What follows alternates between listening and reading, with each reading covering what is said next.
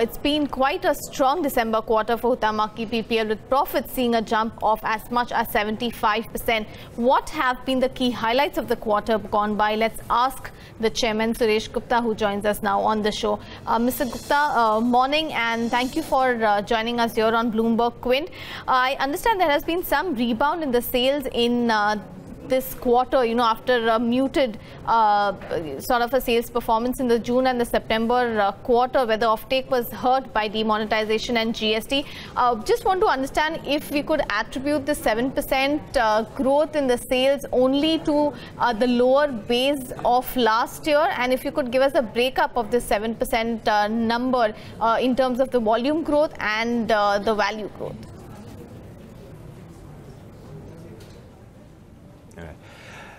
Good morning. Great to be here too. The quarter four was hopefully the last year of what I call a very scary 2017 due to the demonetization and the GST. There's clearly a recovery from some of the sharp negative effects of those two initiatives of demonetization and GST. The volume and value growth is more or less the same, taking into account product mixes and, taking a whole huge basket of different products and putting them into one. And so it's about 7% also on volume. Let's keep in mind that the year before, as you mentioned, was the November demonetization. So obviously, the base year was low, and therefore that also has had an effect.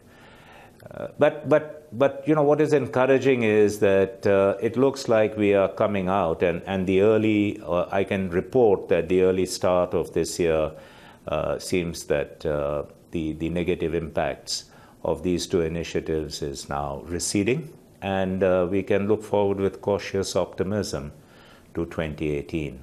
When I talk about this quarter and the coming up quarter, which means Jan to March, and I look forward to the optimism I also gain from some of the initiatives we've taken and we've implemented, and these are being rolled out.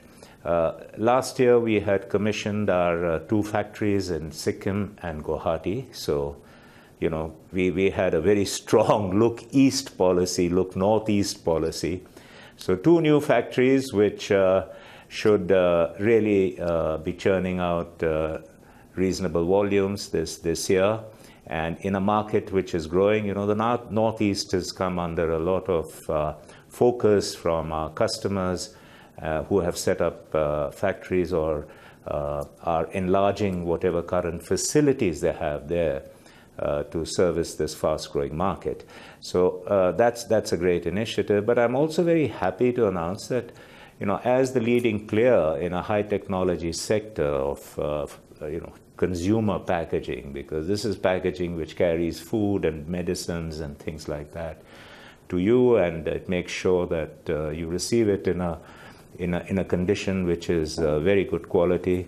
And you don't get poisoned or something, but you actually get very benefited by the foods and the personal care products, creams you put on your skin, medicines, ointments, tablets, etc. So in all this endeavor, we want to be always at the leading edge. So we have commissioned this month. We have commissioned India's first large format digital printer. So we have, as a company, we have two smaller format digital printers, but this new large format, and the first of its kind in the country, has just been commissioned, which is driving the company into more digital printed packaging, more state-of-art which is really a strong part of the future of packaging, which enables a lot of benefits to customers.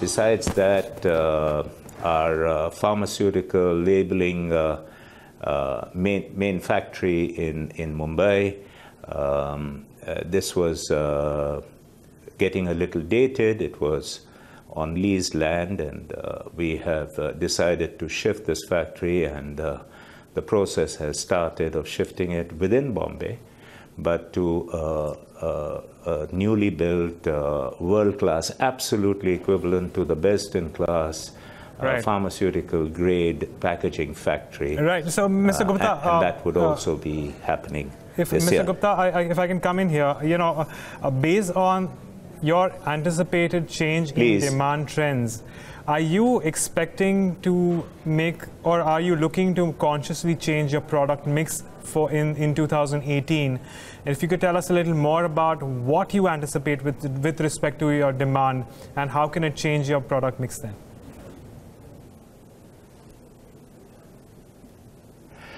See, we package across a very wide variety of goods.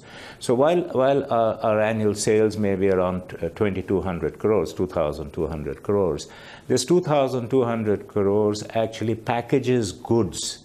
That means the products which are packaged in our packaging material have a value of over 40,000 crores. It's about 45,000 crores. So it's a very wide range of products we package. And as a result, you can't expect dramatic changes in product mix. But it's very important that the newest, the best in the world, as it comes into our country, or we lead it, or we bring in that packaging and we show it to our customers and say, hey, this is what has benefited a lot of people in this part of the world, in the part of the world where it is new, and why don't we do this in India with you? And so those are the kind of changes, and therefore you have approximately, if you can bring about a change in your product mix of about 15% in a year, you're really making a huge radical shift, because you're working across all products, from ready-to-eat foods to coffee to face cream to all sorts of things. And that is our effort. But that means you are trying to bring about 8,000, 9,000 crores of brand new product groups into the country for the consumer, which can benefit the consumer in a year. And that is the focus. And we would be doing that this year. So that would be the kind of shift to newer, better, and better for the environment. That's very important, Sure. A point taken, improving our environmental life cycle. Yeah. Point taken, please sir. Go ahead. Yes. Sir, I understand that cost control measures and lower raw material prices have helped to lift margins in the December quarter, but just want a word on how do you expect margins to move from here onwards, given the movement in the raw material prices? Do you believe they will remain capped, or do you see some scope for improvement over the next 2 or 3 quarters? See, we are in a way stuck between a hard wall and a rock. On one side you've got very powerful consumer products and pharmaceutical companies, the biggest in India. So they're like this rock who says no to any price increase. On the other side, we have the downstream petrochemical majors, and they also are like a hard wall and saying, look, this wall has to come up because crude oil prices are going up and all that. So we tend to get squeezed when the raw material prices increase. Having said that, we have 2 great aces up our sleeve. And one great ace is innovation. We continuously innovate. So we believe a lot in incremental innovation. We don't necessarily mean the biggest and huge kind of a real big change, but incremental innovations which bring clear, distinct benefits to our consumer, to the end consumer. That's what we focus on, and we also focus on ensuring that we are the first to bring in the latest and best in the world.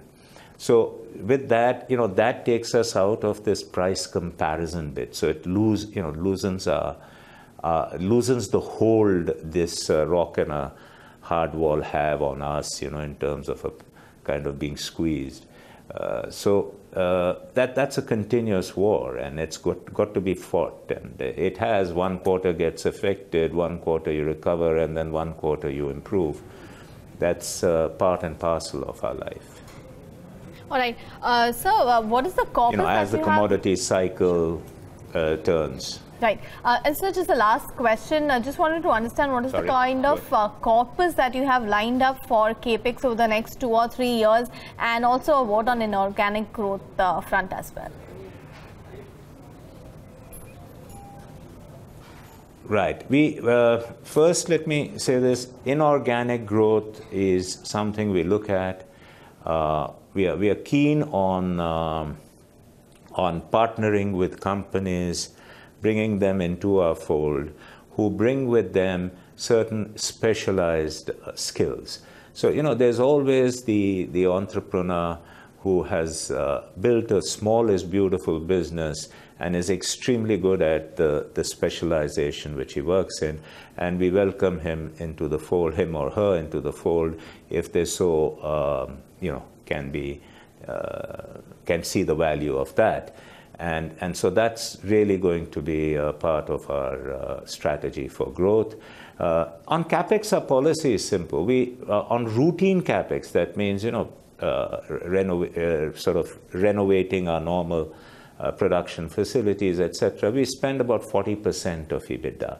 But this does not include strategic CAPEX. So strategic CAPEX is like inorganic, or like a strategic entry into a new product, into an improved product line or a later state of art technology. That is over and above.